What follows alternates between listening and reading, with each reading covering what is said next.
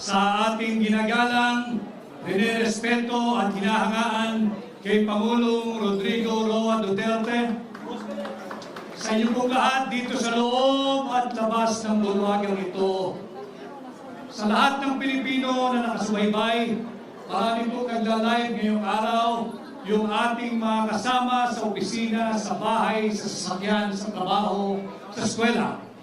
Ganon din ho sa mga Pilipinong overseas Filipino workers at migrants saan magpanig ng mundo po. Tanggapin po ninyo ang aking pagbati at paggalang ngayong hapon. Kahit naman itong naka-orange na to. Ako po ay nagpapasalamat at ako ay gabilang sa inyong programa ngayong hapon. Salamat kay Pangulong Duterte at ako ay isinama dito sa tinatawag nating Duterte Senatorial Candidates. Tumugon po ako sa hamon na pamuluan ang tunay at maisog na oposisyon upang labanan at ilunsad ang gera laban sa korupsyon. Ang war on corruption na aking pinamumunuan is not just a campaign slogan.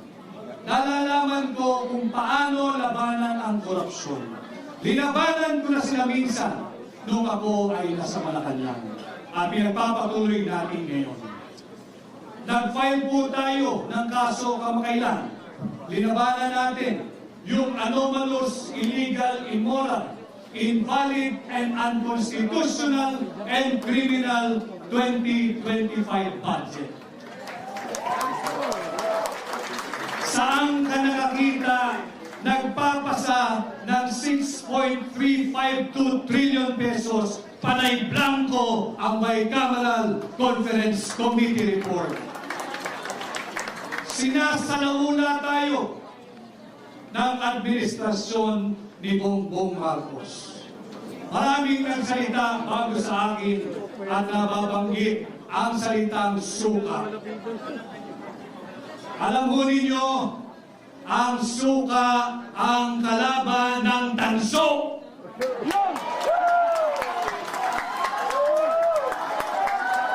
Ang suka ang kalaban ng pekeng ginto.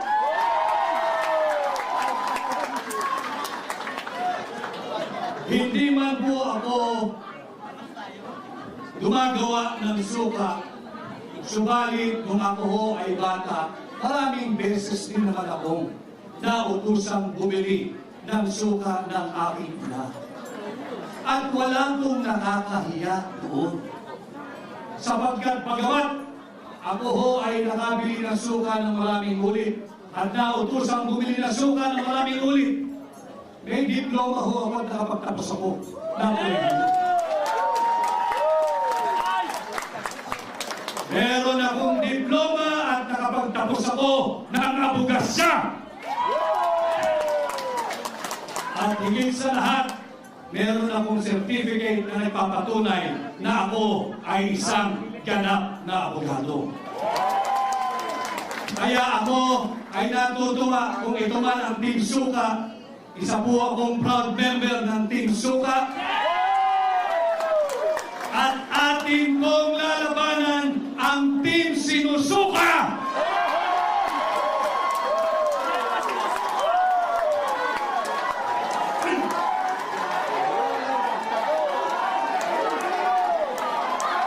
Labanan natin ang mga mambubudol!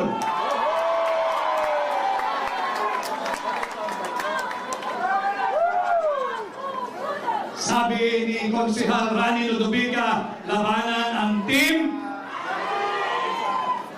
Tutungo tayo mamaya dyan.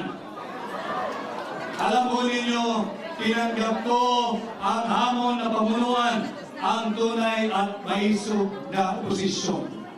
Ang tunay at maisog na senador ninyo sa Senado. At bilang senador ninyo, atin pong lalabanan ang korupsyon at sisimulan po natin yan sa pagbabantay taon-taon sa ating national budget. Hindi tayo papayag na korupsyon ng pork barrel ng akap ng IH. Babantayan natin taon-taon ang ating national budget nang sa ganon, hindi na magkaroon ito ng 28 blanco at nauwi sa tinatawag nating GAA.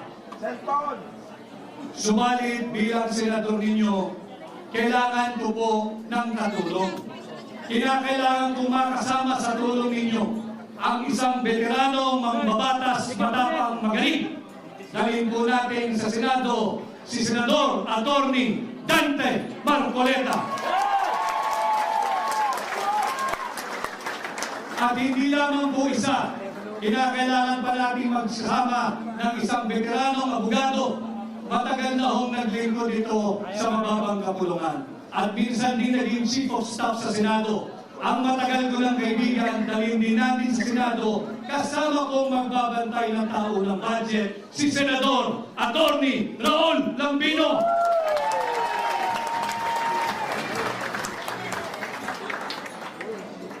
At bukod po sa pagbabantay ng ating tao ng budget, makailang beses ko na rin po napaliwanag at nailahan sa inyo.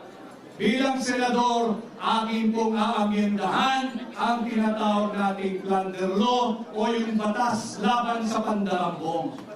Sapagkat hindi po makatarungan na habang tayo ay nagsasagawa ng proclamation rally ng Duterte senatorial candidates ngayong maghapon, habang tayo ay ninanakawan, hindi tayo makapagsampa ng kasong plunder sapagkat hindi pa umaabot sa 50 million pesos ang ninanakaw ng mga tulisan dyan sa Kongreso. Bilang senador ninyo, aamyendahan ko ho ang plunder law o yung batas laban sa pandarambong. Yung threshold na 50 million, ibababa po natin ito sa 1 billion pesos.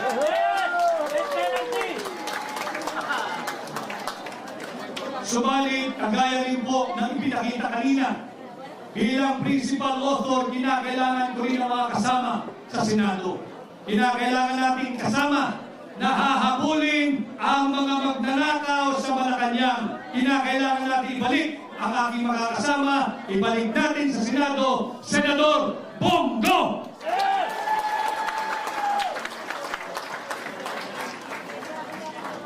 At kaparehas din po ng kanyang advokasya, ipinakita niya kanina doon sa video message niya yung tinatawag niyang Exhibit A, yung KOJC. Nakikita natin kung anong inam pag walang korupsyon, kung lahat ng pera ay ginagamit at napapatupad ng tama. Sa Senado, kinakailangan ko rin ang kasama upang amendahan ang plunder law at kinakailangan natin dalhin sa Senado si Senador Pastor Apollo Kibuloy.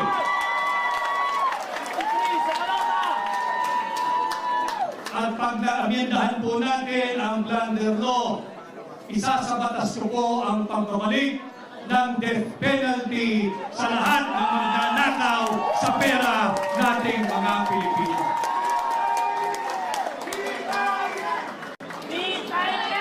At hindi pa ho nabubuo dyan ang Duterte senatorial candidates. Pag nagawa na po natin yan, meron na tayong pagbabantay sa budget, meron na tayong pagbabantay at pag-aminta sa plunder law, ang pagbabalik ng death penalty, lalabanan din natin ang muling paglaganap ng illegal na droga.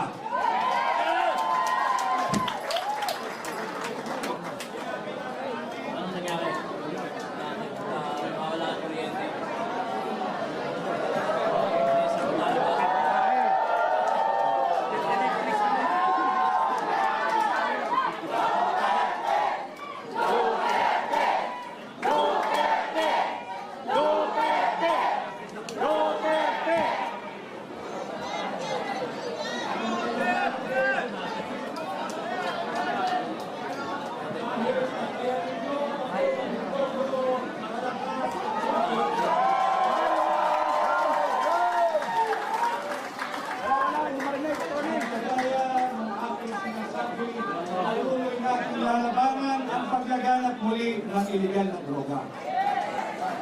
Bilang senador, ipapalukala ko ang pagpamyenda. dito sa batas na nagtatag sa Philippine Drug Enforcement Agency. Higit nating palalakasin ang PIDEA.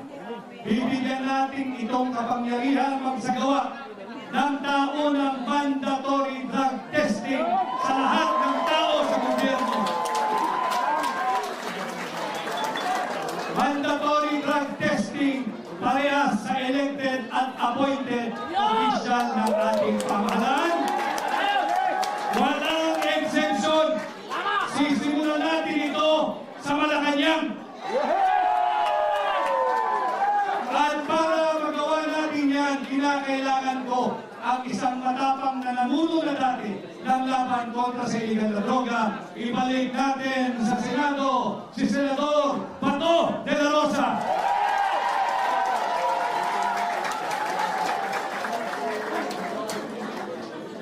Siyempre, kinakailangan din natin ng mga kasamang abogado.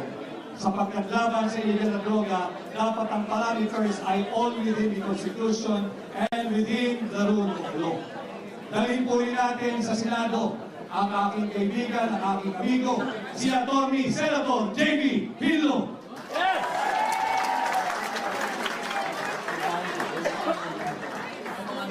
Nabanggit din ko kanina na ito'y mabait, subalit matapang din sa totoong buhay.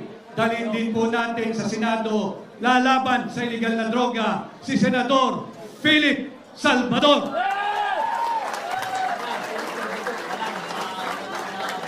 And last but not the least, tulungan din po natin ang bagong abogado, ang bagong kasal, ang bagong senador, Senator Atty. Jimmy Boto. Ito po ang bumubuo ng Duterte Senatorial Candidates. Tulungan niyo po lahat kami mga kampanya, tulungan niyo po tayo lahat na mapunta sa Senado. Ang issue po natin ngayon ay ang maanumalyang 2025 budget. Subalit pilit nilang linilihis kung kaya't puinersa nilang ipasok itong unconstitutional na impeachment complaint laban kay Vice President Inday Sara Duterte. Sinasabi kong unconstitutional sapagkat pinangalanan nila itong verified impeachment complaint. Alam ng mga abogado rito, pag sinabi mong verified, dapat ito'y nabasa mo. Ito'y base sa iyong personal knowledge o dili kaya'y base sa authentic documents. Pinagyayabang nila 215 signatories. 215 signatories. Trinabaho nila ng 7 oras. You have to help me do that. Kung tayo'y magbabasa ng 33 page complaint, kada tao kinakailangan ng 10 minuto. Sa loob ng 1 oras, 6 na tao lamang ang makakapagbasa at makakapag-unawa ng complaint na yun. 6 na tao sa loob ng 1 oras, i-multiply mo ng 7. 42 lamang ang maximum na makakabasa at makakaintindi ng verified impeachment complaint na yan. Saan galing ang 250? Pagbigyan na natin sila, siguro'y matatalino at sadyang henyo sapagkat yung blanco na uwi sa 6.352 trillion pesos budget. Kung makakabasa po ay 2 mambabatas kada 10 minuto, meron lamang pong makakapirma at makakaunawa ng 12 sa loob ng 1 oras. And again, you have to help me do the math. 12 times 7 hours. It will only give you what? 84. 84 congressmen na nagbasa, naintindihan, naunawaan, base sa kanilang personal knowledge o di kaya ay authentic public documents. Saan galing ang 215 signatories? Sa ayuda at sa akap at sa pork barrel. Kaya ngayong eleksyon, we should all understand what is at stake for our country this midterm election. Ninanakaw na ang pera nating mga Pilipino. Nagbebenta ng 25 toneladang ginto. Hindi sinasabi kung sinong bumili at magkano ang pagbebenta nito. Pati ba naman ang posisyon ng pangalawang Pangulo na nakawin pa rin ng Marcos administration? Kaya importante, mahalaga na tayo'y nagkakaintindihan. Let us protect the 32 million Filipinos who legally, constitutionally, lawfully, and democratically elected Vice President Inday Sara Duterte para ating maging pangalawang Pangulo.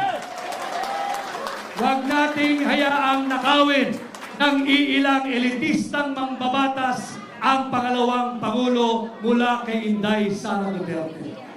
Mahalagang pinag-uusapan natin ito para matulungan ninyo kaming higit at dalhin ninyo ang Duterte senatorial candidate sa Senado at ating poprotektahan hindi lamang si Vice President Inday Sara Duterte, hindi lamang ang Office of the Vice President, kung hindi ang sagradong mandato ng 32 milyong Pilipino na ninanakaw ng ilang elitistang mamabatas. At muli ho, ako'y nagpapasalamat sa inyong mainit na pagtanggap. Sana ho ay matulungan ninyo kung ipangampanya sa inyong pamilya, sa inyong kamag-anak, kaskwela, kapitbahay, kaibigan, at sa lahat ng kakilalang Pilipino saan mang panig ng mundo. Ako po muli ay si Attorney Vic Rodriguez, number 56, Pilipino, abogado, maisog! Maisog number